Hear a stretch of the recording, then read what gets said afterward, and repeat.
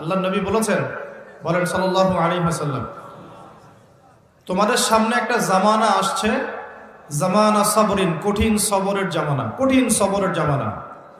ওই জামানায় ঈমান ধরে রাখাটা হাতের মধ্যে জ্বলন্ত আগুন ধরে রাখার মতো হবে। নবীজি বলছেন ঈমান ধরে রাখাটা হাতের মধ্যে আগুন ধরে রাখার মতো কঠিন হবে। সেই কঠিন জামানায় যদি কেউ আমার একটা সুন্নতকে জীবিত করতে পারে, বা আমার মৃত সুন্নতকে জীবিত করতে পারে, বা নবীর সুন্নতের উপর অটল থাকতে পারে, সে 50 জন শহীদ সাহাবীর নেকি পাবে ইনশাআল্লাহ। সাহাবী কাকে বলে?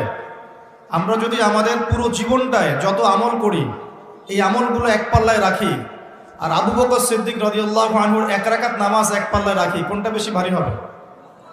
কি মনে হয়, আমাদের আমল না আবু বকর রাদিয়াল্লাহু আনহুর আমল? কোনটা?